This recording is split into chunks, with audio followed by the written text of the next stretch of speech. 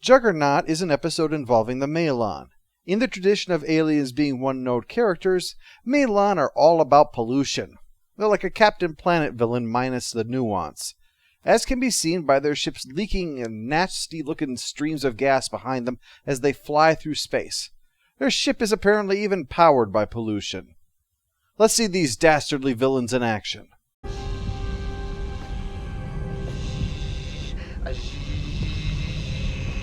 Alert, alert! Decompression on platform 684! Oh, this is going to be like the Packlids all over again. This episode seems to be an effort to try to flesh out the Malon, but the fact we never meet them again and nobody was crying over that should show you how well that went over. More on that later. Right now we'll get back to the head honcho. It's his kid's birthday, and that's what the ship is for. Way to suck up to the boss. Not that it matters, because there's a catastrophe. The system isn't working right. Not even the controls for ejecting the tanks. So while they close out the teaser trying to cope with that, Tuvok is giving a lecture on controlling one's temper. Thanks to the position and lighting, it took me a while to realize that this is Torres and not Janeway, though admittedly that could have gone either way. Flame, like emotion, is a primitive force. Left unchecked, it's chaotic, destructive. But if controlled, it can be a powerful tool. And I use fire to destroy my enemies. I like where you're going with this analogy, Tuvok.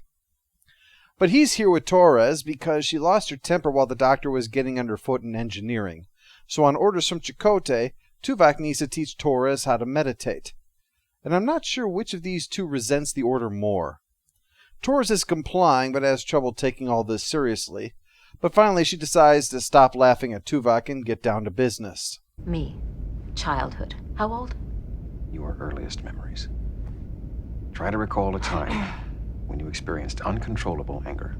Oh, that's easy. I came out and the doctor smacked me on the butt to get me to cry, and I turned around and punched him in the face. Actually, she remembers a little boy in her class who called her Miss Turtlehead all the time. On the gyro swing, I disengaged the centrifugal governor. He was spinning so fast he almost flew apart. Then I yanked him off the swing and started pounding his little face. If Miss Melvin hadn't showed up, Maybe that's enough of your reminiscing about beating children for one session. And then there was that time Mary called me a butt-face, so I shoved her down a flight of stairs. Tuvok tries to look at the positives of her anger, but also points out the negative, like how easily she's provoked, which is a problem if someone is supposed to be in charge. Lest we forget, she broke the nose of a co-worker, although getting promoted hardly set the right message on anger management there, did it? Speaking of explosive issues, they get a distress call from that Malon ship, or rather from their escape pods.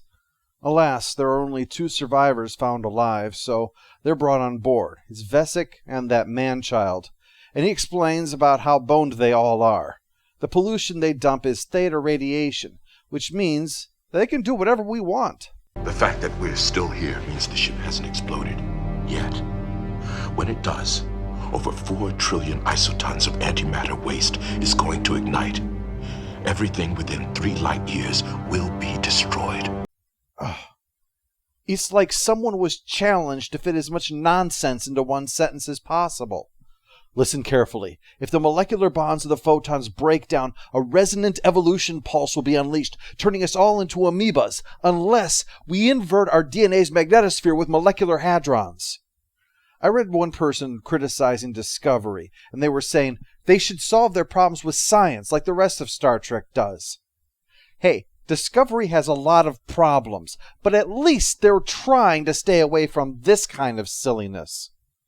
Anyway, they can't leave because there's too much radiation to make a stable warp field, so Janeway decides the best plan is to go to the ship and stop it from exploding. And this guy is helping, regardless of the danger. you can either stay and help us, or I'll send you back to your escape pod, your choice. But if you do that, we'll die in there. Oh, I'm sorry, I was waiting for the part about how that would affect me. Transporter room, lock on coordinates. Don't feel you need to sweat the details this time. It's not like beaming into the space will make them any more dead than they already are. He comes up to the bridge, but all he can say is that every plan is too dangerous. That is, after all, why they abandoned ship in the first place. But Torres thinks they can vent each deck one by one until they get to the control room. And of course, if there's one thing Torres has proved, she's very good at venting. Case in point, Fezzik isn't so sure this plan is going to work, so Torres spends the rest of the scene making sarcastic comments while Janeway tells her to knock it off. If she's going to outsource sarcasm, it's going to be to Tom, after all. He's best at it. Then the Toy Master pipes up about the Vaharn. Tell them about the Vahar. What's he talking about? Nothing. It's a myth. What kind of myth? I'm always down for a myth. Want to hear the tale of how the spirits played games to decide which animals get to make which sound? No. Too bad. Ends with a sacred wet t-shirt contest. What? Why? Replicate a bucket of water and I'll explain. Oh yeah, this particular legend is of a creature kind of like a radioactive sort of gremlin, wreaking havoc on their ships. It's a common belief among our more superstitious recruits. And I'm not even bringing up the toys at your workstation. Playing with a spaceship doesn't make me superstitious, especially after I made sure to build it out of horseshoes and four-leaf clovers. Anyway, gremlin or no, they have to do this, so they assemble the away team and start looking at options. The pressurization systems, they're offline. How will we vent the gas? There are 2 main airlocks on each deck. We'll open them as we go. Perform a series of controlled decompressions. Excuse me, since when does the rescue mission require a caterer? Or do you have delusions that you'll be helping here? Because you helping Neelix is always a delusion. But your change of outfit suggests that it's especially bad today. Just for the job you want, they say. Apparently you aspire to be a 1970s couch cushion. I spent 6 years aboard a Talaxian garbage scow. Yeah, we know. It's down in the hangar bay. I know a few things about waste management. Yeah, we know. We've also smelled your cooking. Why is Harry not on this? This seems like the job he always gets, doesn't it?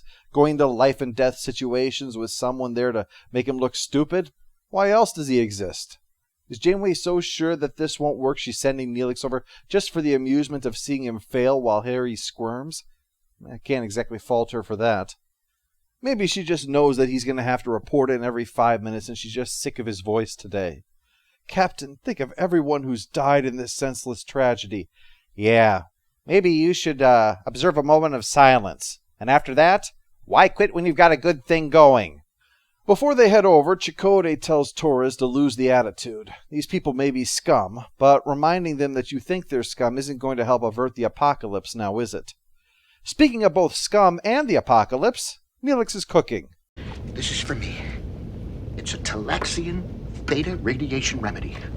Neelix, just because it feels like your stomach's full of lead doesn't mean you're immune to radiation. Our scow once ran smack into a theta radiation field. Knocked the propulsion out. We had no choice but to sit there. We were barely alive when they found us. If it hadn't been for this, nobody would have survived. Oh, then I hate it even more than I already did.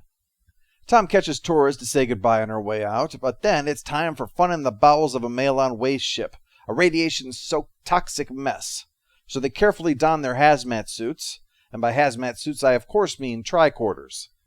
I suppose I can no longer fault Neelix. At least his home remedy is some kind of attempt to supplement the hypospray. Everyone else is happy as they are. What's even better, the tricorders wind up causing an explosion, forcing Torres to strip off her uniform top. I guess it must be time for Chakotay to talk about that sacred myth now. Well, they're going to have to split up to get this job done, and Chakotay insists on keeping one of his people with each of them.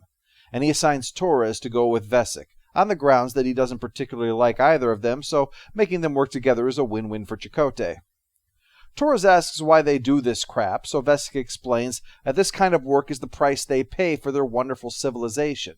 He himself is a sculptor for half the year, living off of the money that he earns doing this the other half. This is an attempt to provide nuance to their people, but it doesn't work because whatever they might say, all we see of Malon are them hauling garbage. Hell, for all we know, his planet probably looks like Darkseid's apocalypse. If there were a chance to see a contrast here, to see this beautiful society which has this as its dark underbelly, that could have fleshed out the bad guys more and made their point about pollution more relevant. People go along with it for comfortable lives while they don't see the consequences. So they crawl through and activate the thingy, but the other thingy is broken, so someone must head down to where the third thingy is and see if they can get the thingy working or the radiation will make all their thingies fall off. To go back to that point I made earlier, this is basically their approach to science 99 times out of 100, Except the word tech is inserted instead of thingy because it's more technical. Neelix gives the Malon toy master an injection. I guess that must be his job. This place is far too dangerous for a hologram, after all. Better to send over a flesh and blood fry cook instead. Well, that means the guy is heading off alone, and that means, per horror movie rules, that he must be killed by the toxic gremlin. Chakotay and Neelix rush to his aid, by which I mean rush to his side to have Neelix perform first aid, and shockingly, the guy dies anyway. It's no wonder he and Tom used to fight. They're opposites. Tom gets jobs that he doesn't want because he's good at everything, and Neelix takes every job he can get because he's good at nothing. It's like he's trying through sheer chance to stumble on something that he won't fuck up. Law of averages said at some point he's going to find a way to not make things worse. Hulk is dead. Lock onto his signal and beam him to sickbay. Ask the doctor to determine the cause of death. Good thing he clarified that. Wouldn't want a misunderstanding and have the doctor bring him back to life. That'd mess up the investigation. Speaking of medical problems, Torres is showing signs of fatal exposure, but Vesic says that there's medicine to treat it, though it means going with him again, something that she doesn't exactly relish. They discuss a core laborer who got left behind in the medical area. Core laborers get big money to offset their awful working conditions, where the survivors are the rare ones.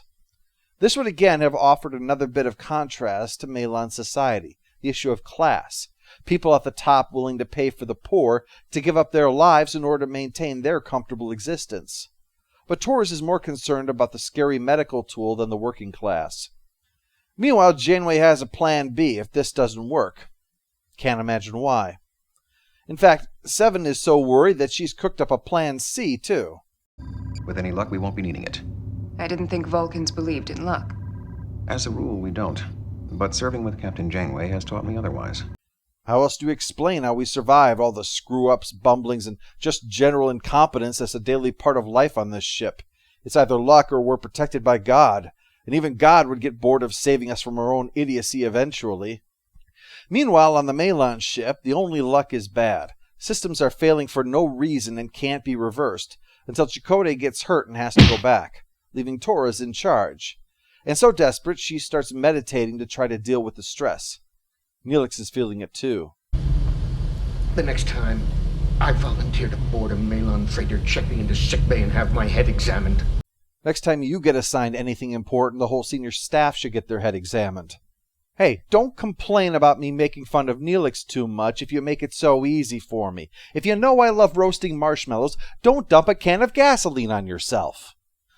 So they make it the rest of the way, and with the doohickeys they brought along, they're able to power up the systems to try and contain the radiation, but it doesn't look good. Things are breaking, but it's not breakdown, actually. It's sabotage. The nuclear gremlin's at work. The doctors found evidence for it, actually, and with that, Seven has found it. It's something immune to the radiation. It attacks Neelix, then Vesic, but no gremlin has ever had to face an angry Torres, so she busts off a pipe and bashes the sucker, revealing that it's actually a Malon, a core laborer. This is his way of protesting by blowing up the ship, in a way that will contaminate everyone and leave no explanation of how this actually happened. Plan B is to toss this whole thing into a nearby star and contain the damage. But the gremlin is interfering with that, and Torres realizes that she'd found the one person in the galaxy who's even angrier than she is. So she tries talking him down, but when that fails, there's always the pipe. So the trio get beamed back, the ship explodes over the star, Torres takes a shower, the end. Post-episode follow-up. Stupid Neelix moment is him laughing at Torres when she's meditating. Predictably, he's not part of the solution, but part of the problem. Final score for Juggernaut is 5 out of 10. It's typical of Voyager. It tries to be a commentary on Torres' need to grow as a person, but once again, the plot is fix something, pissed off, or screw somebody, and in this case, 2 of the 3. It tries a bit harder than others do, but in the end, it just can't seem to decide how it wants to handle it, so it fumbles about instead.